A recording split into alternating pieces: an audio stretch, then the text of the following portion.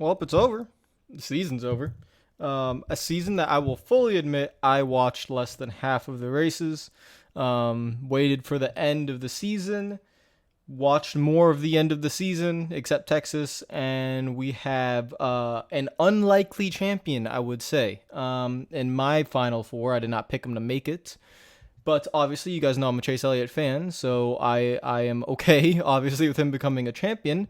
But honestly, other than that, I mean, I will tell you guys right now, I just don't have a lot to say. He's a champion. I feel more for Jimmie Johnson, guys, because Jimmie Johnson, in a weird way, um, I felt like he was overlooked a little bit. Like, I don't know why I feel like that, but over the course of the week, I remember when Gordon was trying. Gordon was also in the championship four, so that's a little bit different because he still had a chance to win a championship. Jimmie hasn't won in 3 years. I understand it's been a little bit of a slump, but I mean, the dude is one of the top three greatest drivers of all time. I mean, like, I thought there would be a little bit more love for the guy, but towards the end, we definitely thought he would get 8. Only ended up with 7. That's fine though, obviously. I 100% thought he'd be passing Gordon in terms of all-time wins list a few years ago. That didn't happen. Again, when you don't win for 3 years, things change. So 83 wins, 19 seasons, goes out on top. So don't want that to be missed. And also Clint Boyer, who is also leaving the sport as well. I don't want that to be missed as well, because I think when we get to the championship race now, you can sometimes forget what happens at the end of the season and all that, especially when you have someone like of this caliber leaving the sport along with Clint Boyer. So congrats to those two. And obviously the passing of the torch. The torch has been passed in my opinion for a while. I've been saying it. Chase Elliott leads Hendrick Motorsports. This is just kind of the visual torch of Jimmie leaving the sport and Chase taking it over at Rick Hendrick. So there is not a lot of surprises here. Overall, the race, guys, was normal. I mean, I think you're gonna see this more and more throughout this playoff format as long as it stays. The championship race will always seem to come. It'll become normal to you. So like I remember in 2014, 2015, 2016. It was still fairly new. The excitement was top level. As we do this every year, the specialty of it will go away just naturally. Same thing goes with any format. After it goes through many times, it becomes more expected, and what happens. Today, what happened in the race today? Nothing out of the ordinary happened. I do find it weird that every year the top 4 are usually always running up front, and that's mainly because really the other drivers just don't prepare as much. Once you realize you're out of the final race, you just don't really prepare for it as much. So that is why you see the top 4 in the championship always usually run for the win. That's just naturally how it is. So Kevin Harvick was a non-factor today. Truex was a non-factor. And most of JGR was a non-factor except for Denny Hamlin, but he was also the slowest out of the 4. So JGR has been struggling on short tracks this season, and Denny Hamlin struggled. And we'll talk about Denny Hamlin in a second because I can't ignore him. I wanted him to win the championship. Obviously, Chase is my favorite driver. Most deserving, I thought, would be Denny Hamlin or Kevin Harvick. So Denny misses out once again. We'll talk about him later. It's weird to see this because, you always knew he was good, but it's kind of odd to see him win a championship so early on, especially during a year where you didn't think he'd win the championship. If we're being downright honest, he doesn't deserve it over the full course of the season, but that's not the format that we are in. So he won Martinsville and he won Phoenix. He won the last 2 races of the season. When you're we think about it this way, if you win the last 2 races of the season in this format, you will always win the championship as long as you're in the round of 8. So as long as you're in the top 8, of the drivers, if you win the final 2 races, you're winning the championship, right? So it doesn't really matter what you did after that. You make the round of 8, win Martinsville, win Phoenix, boom, champion. So that is a discussion for another day that I will not have. I've worn that out, and that's just something I'm just not going to talk about right now. Obviously, guys, Chase Elliott winning the championship. This is for, even if you are not a fan of Chase Elliott, this is the Dale Jr. factor. If Dale Earnhardt Jr. ever won a championship, it would have been monumental for the sport. He obviously never did. This is the equivalent. Not maybe to the level, because his last name isn't, Earnhardt, but this is the equivalent. This is huge for the sport. You can go mark it out. Chase Elliott, 24-year-old NASCAR Cup champion. He's the face of the sport. He's the face of Hendrick. This is just marketing wise, this is the best thing you could have asked for from a sporting standpoint. Ratings going up, people being happy. even if you don't like him, guys, you obviously, this is the best thing that could happen, and it's always going to be like that. He's not in like a Jimmie Johnson situation where if he like, let's just hypothetically, it's not going to happen under this format. Hypothetically, he wins 5 straight championships, right? Everyone hated Jimmie Johnson because he won too much. That's never really going to happen with Chase Elliott because he's the most popular driver, and that's not going to change. So it's you're not going to have a situation where like Chase Elliott can win too much. So the more that he wins, the better it is for NASCAR. That's kind of the situation Chase is in. And that's just how it's going to be. So he won the championship. You can see the end of the race right here. I don't want to play it for too long because I don't want to get copyright striked. But yeah, it was a final run that carries on a long way. I think did the final stage go all the way green? I don't think so, but he went a long way and won the championship. Joey Logano and Brad Keselowski, they fought their best. They tried, but basically, this is the pass for the lead. You can see Chase. He was very aggressive. He passed him the right way. Not without making contact. Right. You can see coming out of the corner, he squeezed Logano as much as he could, and made the pass. So it wasn't like I'm not gonna touch the guy, but it was, I'm going to shove you into the corner and push you up the track and then get you out of the way. So clean short track racing there. Logano could never get back to him, and that was that. So Logano's obviously going to be disappointed. Keselowski had the fastest car at the end. I don't know if Chase was saving his stuff. Maybe was probably saving his stuff, but Keselowski was fastest at the end. But that was pretty much it. Gluck makes a good point here. The Championship 4 finished 1, 2, 3, 4. They ran 1, 2, 3, 4. There was not really a time where they did not run 1, 2, 3, 4. No one hurt themselves with a big mistake. The only mistake you really saw was Keselowski with his pit crew losing spots on pit road. So that's what cost him track position. But it was nothing massive. It just came down to speed. That's it. And the fastest car won. So when it comes down to speed, guys, you're not going to see me complaining. In this race, specific one race, Chase Elliott had the fastest car. He won the race. That's it. Like there was no real drama. There was no craziness. This race had no craziness in my opinion. There was nothing. That's not a bad thing. I'm just saying, when you're going for entertainment, that's the number one thing. I find it funny that this is the first tweet I saw actually today. I'm not going to really touch on it, guys. You know me, like if you think I complain all the time, I really don't care about you. I complain because I don't like the way it is. I didn't even tweet all day, and this was the first thing I saw. It's a load of bullshit. I simply don't care. Let's talk about Denny Hamlin.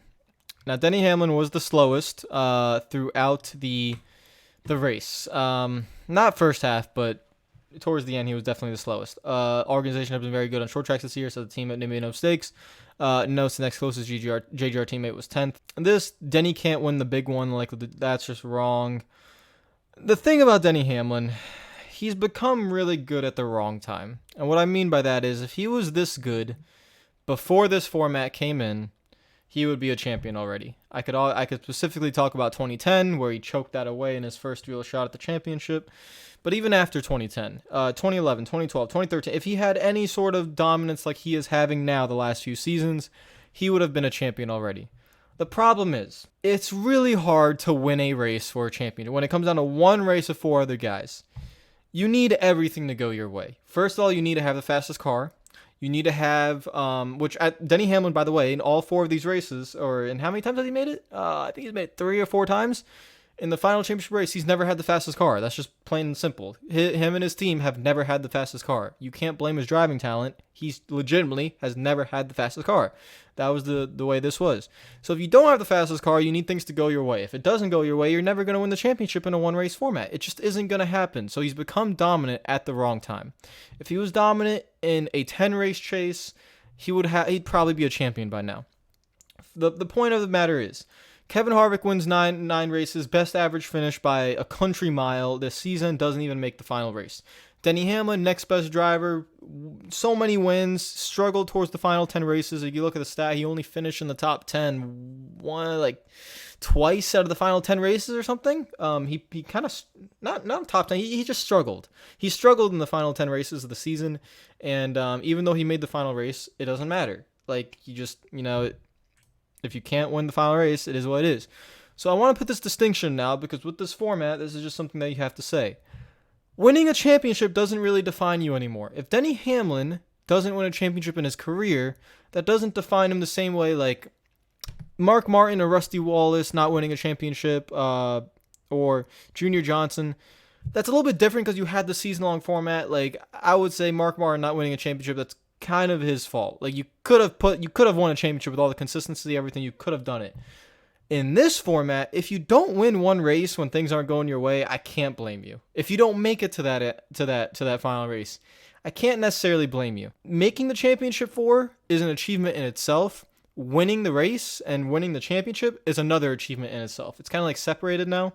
I feel bad for Denny. Best thing you do is try again next year. Like there's not much he could do. It's not his fault if he doesn't win a championship, which I still expect he will. If he doesn't, it does not define him. So, big shout out to Denny.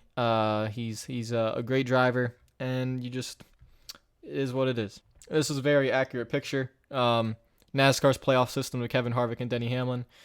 I'm not going to touch on it too much today, guys. Maybe I'll make a separate video on it. There's a roundup. 16 wins between the two. Best average finishes between the two. It is what it is. Like, it's the format that it is. Denny Hamlin had a 25% chance, just like everyone else, in the Final Four to win the championship, and it didn't happen. So, like, you can't get mad at it. I am upset Jimmie did not win a race to get the send-out. Tony Stewart won. Jeff Gordon won. I wanted Jimmie to win one final race, just so you could see him in victory lane for one final time. It's one thing that bothers me, but it wasn't fast enough. You can't do much. And so now basically what's going to happen from here on out is Junior, you messed up. That's not Chase Elliott's at. All right, Junior, I'm calling you out on this because this isn't okay. You have to make sure it's the right at. That's the wrong at. All right, so we gotta get the right at here.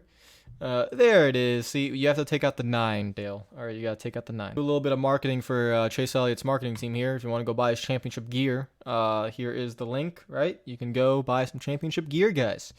Buy a sticker, a little round decal, so free shout out. In positive news, this is truly, like I said, the best thing that could happen for the sport was Chase Elliott, the most popular driver, winning the championship. He is now a champion. You cannot take it away from him. I have reiterated multiple times, I don't take any shots at the drivers for anything. Like, if I criticize NASCAR, I'm criticizing NASCAR. I'm not criticizing the drivers.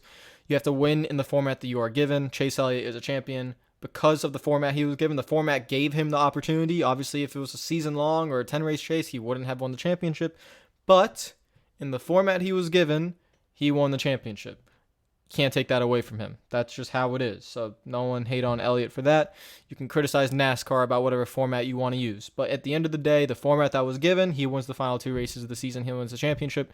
And that is the best news for NASCAR in itself. Like I said, after that, I don't have much else to talk about in the race. I thought it was okay. If you took out the championship race aspect of it, it felt like a normal race. It didn't feel anything special. I think that will continue. I think as we go through the years of this format, it will become less and less special for the championship race unless something insane happens, like a wreck for a championship, like final lap, and someone just completely takes someone else out for the championship. Unless something like that happens, I think this constant championship race is going to be the same thing over and over, and it will eventually just lose its specialty and people will be disinterested. It's only been 6 years of it, so it's still kind of new and fresh, but eventually, it's going to lose its specialty. And next season, I think this season just goes to show, listen, the first half of the season necessarily just does not matter. If I was asked, do I want to watch the first half of next season? I'll watch a Daytona 500. After that, probably not. I mean, it doesn't necessarily matter what you do in the first half of the season. You have to gather some playoff points, but if you hit a hot streak at the right time, I'm pretty sure Elliott really struggled like throughout the summer stretch. Ended up still winning the championship while Harvick and Hamlin were still winning. It is what it is. It's the format we were given. I have nothing else to say. So, guys, that is it from me.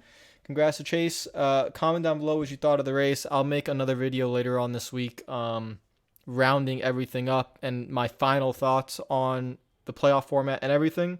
But for today, Give Chase Elliott the spotlight. It is his championship. He is a champion. Expect many more to come in the future. I think I joked about this last season. If someone could find one of my old tweets from last season on this, like around this exact time, November 20th or something, like the championship race last season, or whenever they announced the schedule. I'm pretty sure I joked that when they announced Phoenix going to the championship race, I was like, oh, Chase Elliott's win the championship guaranteed.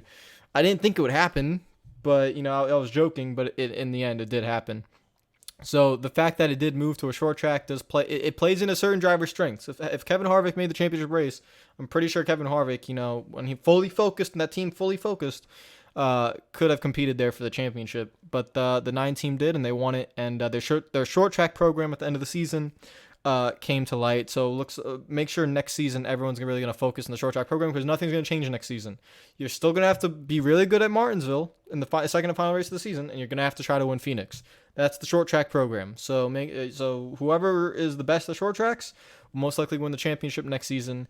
And you got to be great at the right time. One thing to note was Keselowski was really good at short tracks early in the season and in the middle of the season, but he couldn't do it at Martinsville and he couldn't do it at Phoenix. So you got to hit it at the right time. That's the most important thing. So see you guys later. Hit the like button if you enjoyed the video. Subscribe if you're new. Comment down below. Tweet hate at me. I really don't care. Please tweet hate at me. I would want to see who just has no lives. I want to see it. But I will see you guys later. And take care of yourselves. And peace out.